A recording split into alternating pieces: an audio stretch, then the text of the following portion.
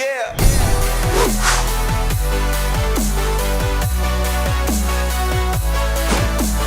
Welcome back to the Gridiron Expert.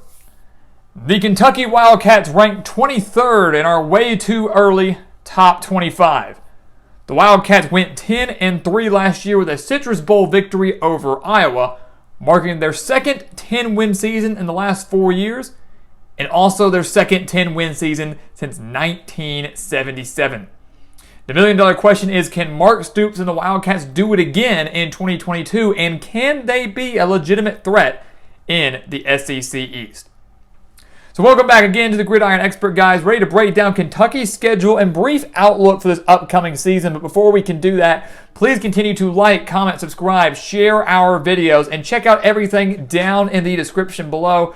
Guys, those things that take you just a few seconds, liking this video, just clicking that like button, hitting the subscribe button, leaving a comment and tell us what you think about the Wildcats. Those things take you just a few seconds, help us out tremendously and help our channel grow tremendously. So do all that, take a few seconds to help us out so we can continue to bring you non-stop college football content, and also so that you can become a part of our Gridiron Expert team. So we take a look at Kentucky again, guys. 10-3 last year. The turnaround that Mark Stoops has had in Lexington over the last almost a decade now has been unbelievable. He has done an unbelievable job with the Wildcats, and his team in 2022 should once again be very, very solid. We would expect the defense typically to be solid over at Kentucky. The major storyline that I want to keep watching out for is the offense. How much does that continue to progress? Because Kentucky's offense took a pretty good step forward last year with the addition of Will Levis at quarterback from Penn State, and they're going to have an even better chance to be better this year with the return of their running back, Chris Rodriguez Jr., who rushed for over 1,300 yards in 2021. So the offense, guys, has a chance to be even better than they were last year. The defense is usually pretty stout, pretty solid, which means that another 9-win regular season could be in the cards for Kentucky, maybe even better if they can navigate this relatively difficult schedule. And we take a look at that schedule. Obviously, they opened the year up against Miami, Ohio. I don't think that's going to be too much of a concern. We're not here to predict any games today, but you could probably chalk up a victory against Miami, Ohio, maybe against Youngstown State, maybe against Northern Illinois, although the Huskies were pretty solid in 2021. So can't sleep on any of those games. And we know in recent years, Kentucky has struggled against some group of 5 programs, even if the game is in Lexington. In between all of those non-conference games, you have the road game at Florida on September 10th.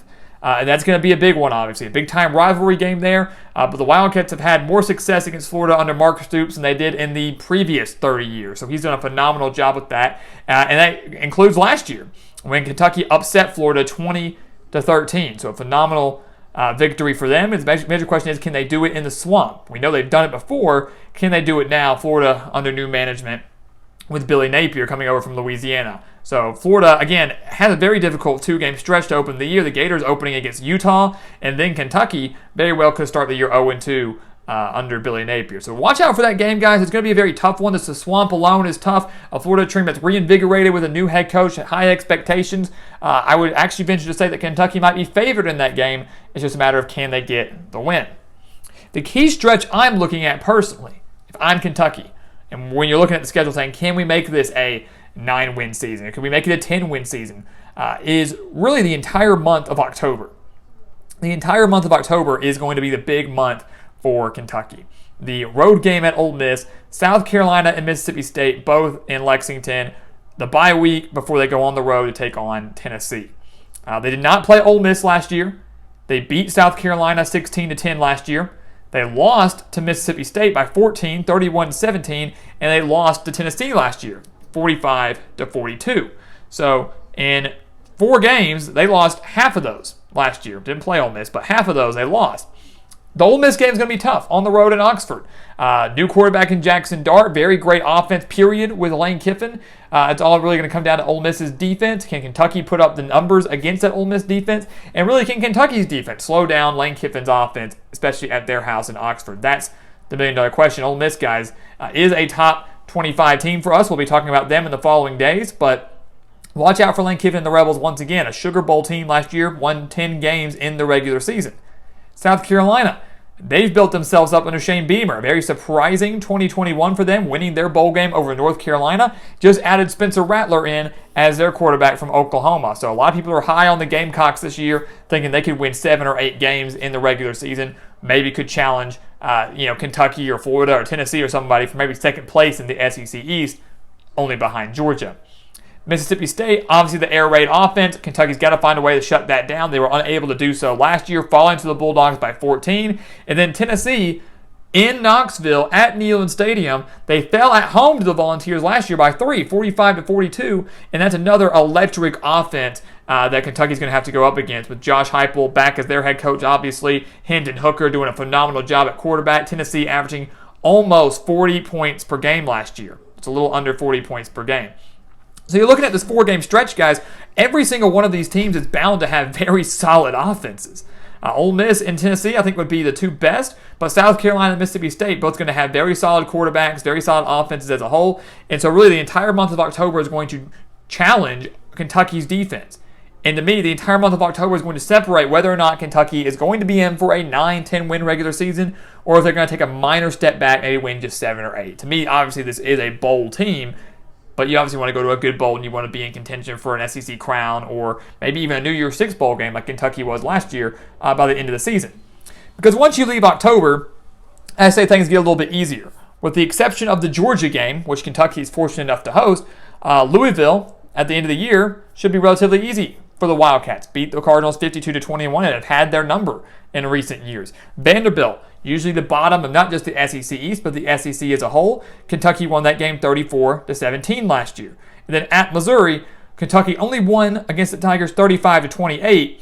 But obviously the Tigers are going through some changes. Obviously they're going to need a big year under Eli Drinkwitz after a relatively disappointing one just last year. Mediocre, but not great. Missouri not nearly to me at the upper half of the SEC East quite yet. So the month of November, relatively easy and favorable. And really, that was Kentucky's case last year. Kentucky had a pretty solid September, a rough October, and then a pretty solid November.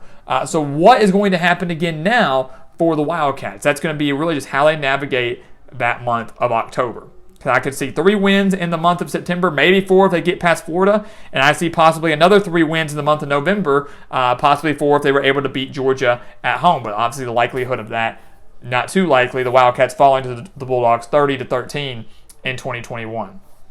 So there is their schedule as a whole. There is their outlook as a whole. It's that key 4-game stretch in October that is going to be the big change. That is going to be the big deal for Kentucky. Whether or not the Wildcats are legit in the SEC East, legit in the SEC, legit nationally, could get another 10-win season, would be their 3rd in 5 years. An unbelievable job from Mark Stoops, or whether they take a minor step back, still going bowling, but go 7-5 or 8-4.